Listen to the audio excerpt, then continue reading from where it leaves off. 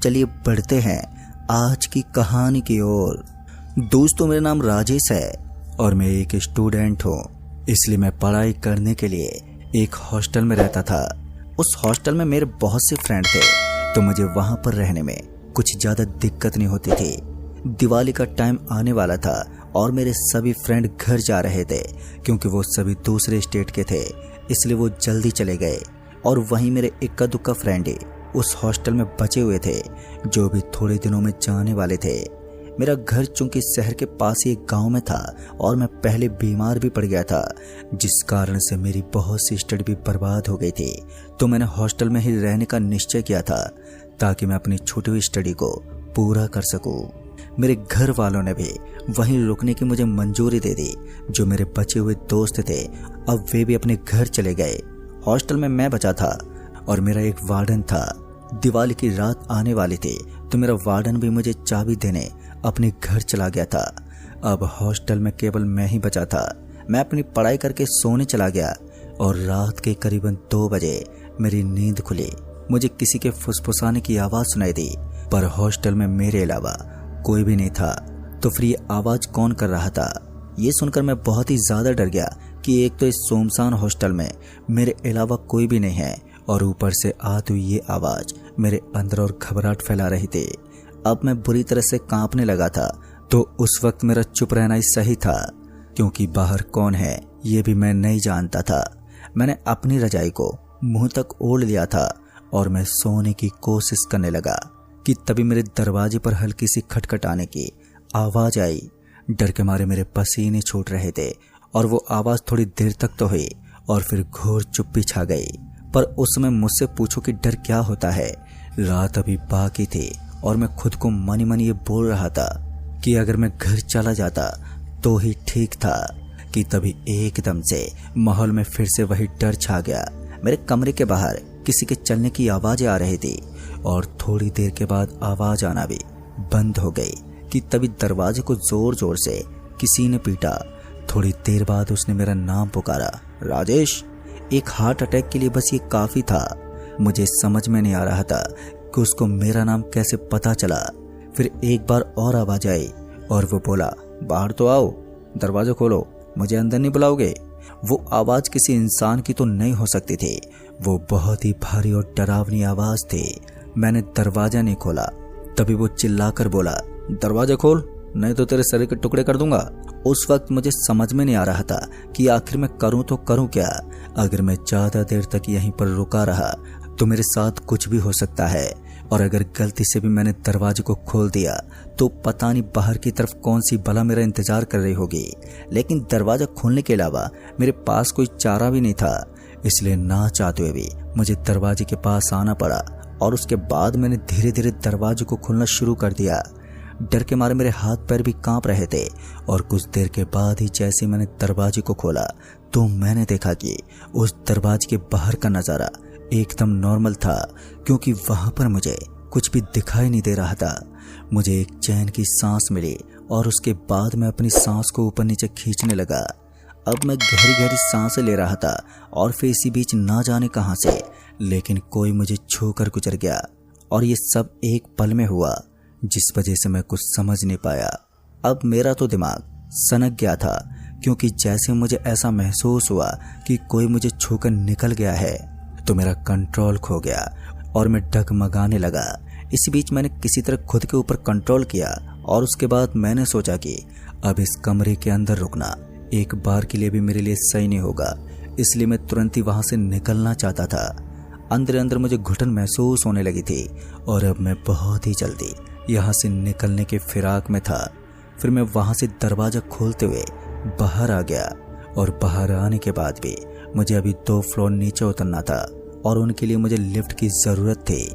लेकिन मैं लिफ्ट से नहीं जाना चाहता था, क्योंकि जिस तरह के हादसे अभी अभी मेरे साथ हुए थे उनको महसूस करने के बाद मुझे ऐसा ही लग रहा था जैसे कि अगर मैं लिफ्ट से गया तो लिफ्ट के अंदर भी मेरे साथ कुछ भी हो सकता था। इसलिए मैं सीढ़ियों से होता हुआ नीचे की तरफ जा रहा था। हालांकि अभी भी मेरे अंदर डर तो बैठा हुआ था, लेकिन लिफ्ट के बजाय जब मैं सीढ़ियों से उतर रहा था तो मुझे थोड़ा बहुत अच्छा ज़रूर लग रहा था। लेकिन उसके बाद मैं सीधा फर्स्ट फ्लोर पर पहुंच गया और अब तो मैं नीचे जाने वाला था कि तभी मैंने देखा कि मेरे सामने वाले पंखे पर एक लड़की लटके हुए थे और मेरी आंखों के सामने अचानक वो पंखा तेजी से घूमने लगा और उसके साथ साथ वो लड़की भी चारों तरफ घूम रही थी और उसकी पैर की तली से खून निकल रहा था। वो खून चारों तरफ फैलने लगा और कुछ खून की छींटे मेरे मुंह पर भी गिर गई थी, जिस वजह से मेरे मुंह से चीख निकल गई। एक बार को तो मेरे शरीर के अंदर सिरहंसी दौड़ गई थी, लेकिन उसके बाद मैं अपने आप को काबू करने लगा, क्योंकि मैं जानता था कि ऐसी स्थिति में अगर मैंने खुद को कंट्रोल में नहीं किया तो फिर मेरी बुरी दशा हो सकती थी। इसलिए मैं खुद को संभाल कर वहां से पीछे हटना चाहता था। मैं जानता था कि ये लड़की मुझे यहाँ से नीचे नहीं उतरने देगी और मुझे इस बिल्डिंग से नीचे कूदना होगा, लेकिन यहाँ से नीचे कूदने के लिए मुझे किसी जाली या दरवाजे की ज़रूरत थी और उन सभी जाली के ऊपर ताले लटके हुए थे। पर मुझे नहीं मालूम, लेकिन जैसी रात होती थी तो उस हॉस्टल की सारी जालियों के ऊपर ताले लगा दिए जाते थे। ऐसा लगता था जैसे कि यहाँ से कोई भी कूद सकता हो, और अब मैं समझ गया था कि ऐसा क्यों होता था। पता नहीं क्यों, लेकिन अब मुझे बहुत ही ज़्यादा डर महसूस हो रहा था। शायद मैं जिंदगी में पहली बार इतना डरा था, और ऊपर से दीपावली का माहौल होने की वजह से सभी के सभी लोग यहाँ पर मौजूद नहीं थे, और कुछ लोग हॉस्टल से ही बाहर की तरफ थे, तो कुछ लोग दिवाली की इस भयानक रात का मजा ले रहे थे जो अपने घरों पर थे। मुझे भी कुछ समझ में नहीं आ रहा था कि आखिर मैं अपनी मौत को बुलावा देने के लिए यहाँ पर रुका क्यों हूँ। अब तो मैं खुद को ही कोस रहा था, लेकिन इस समय मुझे अपने आप को बचाने पर ध्यान देना था।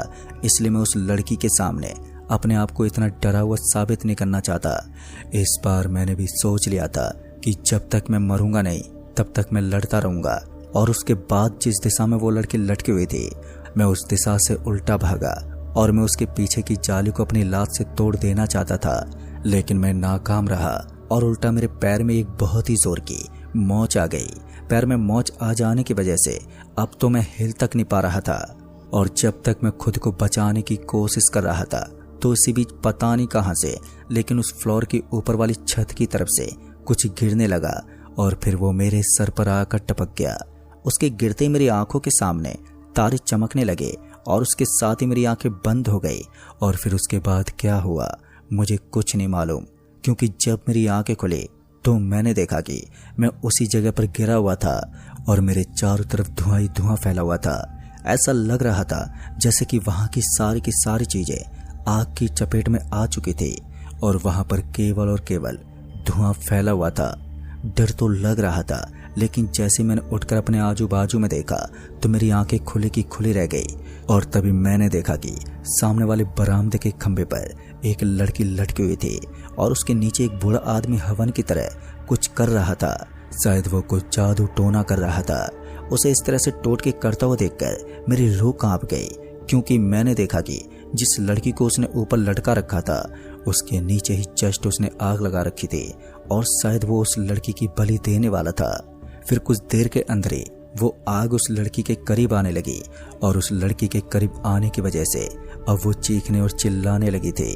ध्यान से देखने पर मुझे पता चला कि उस लड़की ने बिल्कुल उसी तरह के कपड़े पहने हुए थे जो कि कुछ देर पहले पंखे पर लटके उस लड़की ने पहने हुए थे। मैं समझ गया था कि इस लड़की की आत्मा आज मुझे वो दृश्य दिखा रही है कि उसकी मौत किस तरह से हुई थी। अब मैं कुछ नहीं कर सकता था, मैं केवल इस नज़ारे को देख सकता था और मेरे पूरे तन बदन में आग लगी हुई थी। डर के मारे मेरे हाथ और पैर थर थर कांप रहे थे, मगर मैं कुछ करने की हालत में भी नहीं था। इसी बीच मैंने देखा कि वो साधु जो कि किसी अघोरी की तरह लग रहा था, अब उसने अपने मुंह से कुछ मंत्र बोलना शुरू कर दिए, जिस वजह से वो आग और भी तेज होने लगी। धीरे धीरे वो आग उस लड़की के कपड़ों को अपनी चपेट में ले चुकी थी। ऐसा लग रहा था जैसे कि बस कुछ ही पलों के अंदर ही वो लड़की भी जलकर खाक हो जाएगी। अब मेरी आंखें उसी के ऊपर टिकी हुई थी और मेरा पूरा का पूरा बदन बुरी तरह से कांपे जा रहा था। मुझे तो इस वक्त कुछ भी समझ में नहीं आ रहा था और मैं बस इस नज़ारे को देखने में लगा हुआ था। और फिर उसके बाद उस आग ने उस लड़की को अपनी चपेट में ले लिया और उस लड़की ने जोर जोर से चिल्लाना और चीखना शुरू कर दिया। उसकी चिल्लाने की आवाज़ इतनी ज़्यादा तेज थी कि मेरे कानों के अंदर दर्द महसूस होने लगा और मेरे कानों में भी खून टपकने लगा था। मैं समझ गया था कि अब मेरा भी यहाँ पर रुकना बिल्कुल ठीक नहीं होगा और मुझे किसी भी हालत में यहाँ से अपनी जान बचाकर भागना होगा, वरना यहाँ पर मेरी भी बलि दी जा सकती थी। इसलिए मैं तुरंत ही उठने लगा, लेकिन मैं नाकाम रहा। लेकिन मैं इतनी भी जल्दी हिम्मत नहीं हार सकता था। किसी तरह से मैंने अपने आप को खड़ा कर लिया और उसके बाद पीछे की तरफ जाली थी, मैं उसी की तरफ जाने लगा। मैं उसे अपनी दूसरी लाश से खोलना चाहता था, लेकिन पहले की तरह अगर मेरा हश हुआ तो फिर मेरे ऊपर दर्द का पहाड़ टूट सकता था। इसलिए मैं दिमाग से काम लेना चाहता था। मैंने देखा कि उस जाली के ऊपर जो ताला लगा हुआ था वो ज्यादा मजबूत नहीं था और मैं उसे किसी लकड़ी की सहायता से तोड़ सकता था। और इत्तेफाक से मुझे वहीं बगल में एक लकड़ी पड़ी हुई दिखी। लकड़ी की मोटाई थोड़ी ठीक ठाक थी, इसलिए मैंने उस लकड़ी को जोर से उस ताले पर मार दिया और जैसे वो ताले पर लगी तो ताला एक बार में ही टूट गया। और उसके बाद ही मैं तुरंत ही वहां से छलांग लगाकर नीचे की तरफ कूद गया। लेकिन एक फ्लोर ऊपर से कूदने की वजह से मेरा शरीर बहुत ही ज्यादा जख्मी हो गया और फिर मैं सड़क पर गिरते ही बेहोश हो गया। और फिर उसके बाद जब मेरी आंख खुली तो मैंने देखा कि मैं हॉस्पिटल में हूँ और वहां पर मेरे कुछ दोस्त मौजूद थे। जब मैंने उन्हें रात की पूरी बात बताई तो उनके भी होश उड़ गए। किसी को भी मेरी बात पर विश्वास नहीं हो रहा था। लेकिन उस दिन के बाद दोस्तों मैंने कभी भी उस हॉस्टल का मुंह नहीं देखा और अब उस हॉस्टल को देखे मुझे काफी साल बीत चुके हैं। मैंने अपना सामान भी अपने कुछ दोस्तों से मंगवा लिया था और जब मैंने वहां के कुछ लोगों से इस बारे में बात करने की कोशिश की तो सभी इस चीज को नकार रहे थे। मुझे नहीं मालूम, लेकिन ऐसा लगता है जैसे वो इन चीजों को छुपाने की कोशिश करते हैं। पर दोस्तों आपको क्या लगता है, वो लड़की कौन थी और वो अघोरी की तरह दिखने वाला बाबा कौन था जो उस हॉस्टल के फ्लोर के ऊपर अपनी तंत्र मंत्र विद्या से लड़की की बलि देता था? ये आप हमें नीचे कमेंट बॉक्स में जरूर बताएं। तो वीडियो आपको पसंद आई हो तो वीडियो को लाइक शेयर जरूर कर दें। जल्द ही मिलूंगा ऐसी एक और नई कहानी के साथ। तब तक के लिए बाय एंड टेक केयर।